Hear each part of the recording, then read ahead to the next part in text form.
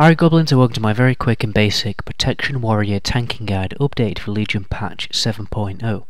In this video I will teach you the perfect method to gear your character in the optimal talent build and rotation which will maximise your survivability in a raiding environment.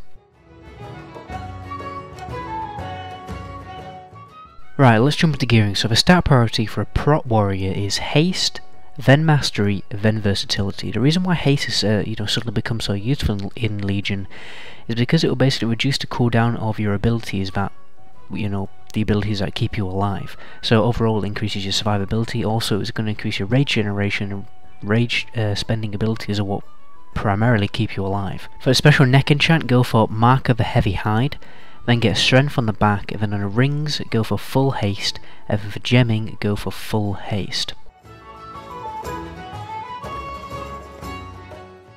For talents, here is a picture of a talent build which shall provide the best survivability for most encounters, but always remember to learn the mechanics of every boss and swap your talents to counter different and unique boss abilities.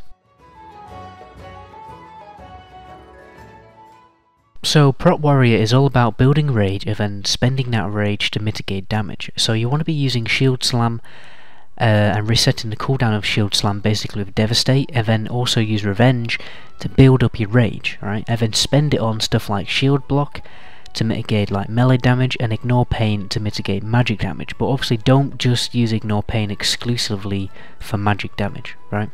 So let's talk about some cooldowns. Use Shield Wall to mitigate really big boss damage. Use Last Stand when your health drops really low, or just before you're about to take big boss damage.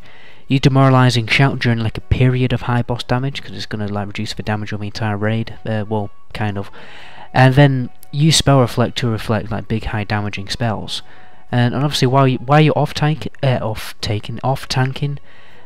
not taking like high amounts of damage, then you want to adjust your rotation and pop offensive cooldowns to maximize single target damage. Because if you're not tanking, if you don't need to mitigate damage, then you may as well do as much damage as possible. Anyway, that is the end of the guide. Remember, these videos are only meant to be a very quick and basic introduction to get you ready for raiding. My name is the Meta Goblin. Until my next video, ciao.